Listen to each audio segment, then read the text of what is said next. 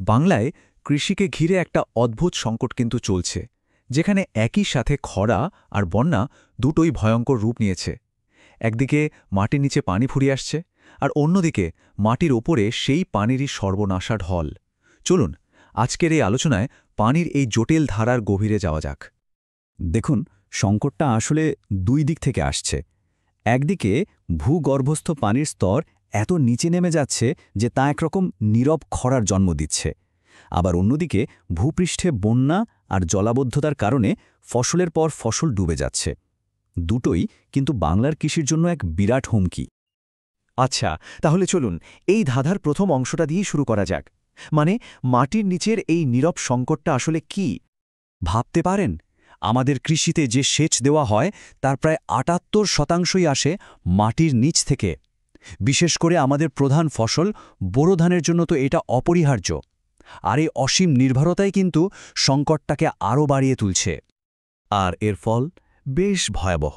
দেখুন, অতিরিক্ত পানি তোলার কারণে শুষ্ক মৌসুমে কি হচ্ছে, বরেন্দ্র বা ঢাকা গাজীপুর অঞ্চলের মতো জায়গায় নলকূপগুলো শুকিয়ে যাচ্ছে। শুধু তাই নয়, পানির অভাবে ফসলের উৎপাদন কমছে, মাটি তার উর্বরতা হারাচ্ছে, আর উপকূলের দিকে সমুদ্রের নোনা পানি ঢুকে হাজার হাজার হেক্টর জমি নষ্ট করে দিচ্ছে। তো এটা তো গেল মাটির নিচের কথা। এবার চলুন ছবির ঠিক উল্টো পিঠটা দেখি। মানে, যখন মাটির ওপরেই প্রয়োজনের চেয়ে অনেক বেশি পানি জমে যায়, তখন কি হয়? বর্ষাকাল এলেই যেন আরেকটা বিপদ নেমে আসে। অনিয়মিত ভারী বৃষ্টি, তার সাথে আবার উজানের ঢল, সব মিলিয়ে নদীগুলো আর পানি ধরে রাখতে পারে না। আর তার ফল হয় ভয়ঙ্কর। হাজার হাজার একর ফসলি জমি চোখের পলকে পানির নিচে চলে যায়। এর ক্ষতি যে কি অসম্ভব তা হয়তো বলে বোঝানো যাবে না। কৃষকের চোখের সামনেই পাকা ধান, সবজি সব ভেসে যায় বন্যায়। নিচু এলাকাগুলোতে এমন জলাবদ্ধতা তৈরি হয় যে বছরের পর বছর আর চাষ করাই সম্ভব হয় না। শুধু ফসলই নয়, মাছের খামার, গবাদি পশু সব কিছু ভেসে গিয়ে পুরো গ্রামীণ অর্থনীতিটাই যেন ভেঙে পড়ে। তাহলে প্রশ্নটা হলো, যখন মাটির নিচে পানি নেই আর ওপরে পানির সর্বনাশ, এই দ্বিমুখী আক্রমণ থেকে বাঁচার পথটা কি? তবে ভালো খবর হলো, এই সংকট মোকাবেলায় কিন্তু মানুষ হাত গুটিয়ে বসে নেই, বরং দারুণ সব নতুন কৌশল বের করা হচ্ছে। চলুন এবার সেই সমাধানের দিকটাতেই একটু নজর দেওয়া যাক। এই সমাধানের পথগুলো মূলত ৪ রকম। প্রথমটা হলো পানি বাঁচানোর প্রযুক্তি, তারপর আছে চাষের নতুন পদ্ধতি, জলবায়ু সহ্য করতে পারে এমন ফসল, আর সবশেষে মাটির নিচের পানির ওপর চাপ কমানো। প্রথমেই আসি অল্টারনেট ওয়েটিং অ্যান্ড ড্রাইং বা AWD প্রযুক্তিতে। এটা কিন্তু ধান চাষের জন্য একটা অসাধারণ পদ্ধতি। মানে, সারাক্ষণ জমিতে পানি জমিয়ে না রেখে একটা নির্দিষ্ট সময় পর পর জমিটাকে একটু শুকানোর সুযোগ দেওয়া হয়। আর এর ফল শুনলে অবাক হবেন। এই ছোট্ট একটা কৌশল ব্যবহার করেই সেচের পানি বাঁচানো যায় প্রায় ২৫ থেকে ৩০%। এটা কিন্তু বিশাল একটা ব্যাপার।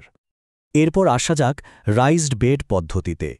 নামটা শুনেই বোঝা যাচ্ছে, এখানে উঁচু বেড বা আইল তৈরি করে তার ওপর ফসল লাগানো হয়।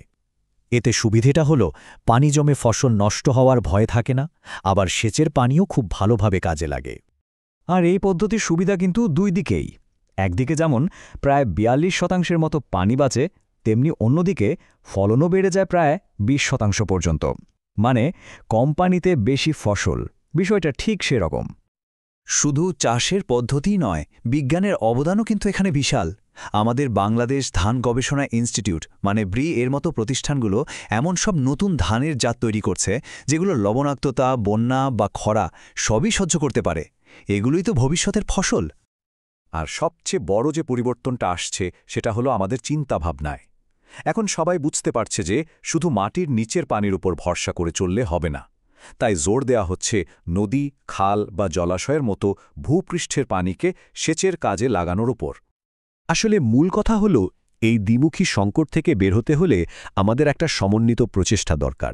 যখন আধুনিক প্রযুক্তি, উন্নত চাষের কৌশল আর সঠিক পানি ব্যবস্থাপনা এই সব কিছু একসাথে কাজ করবে, তখনই কিন্তু বাংলার কৃষির জন্য একটা টেকসই ভবিষ্যৎ আমরা আশা করতে পারি।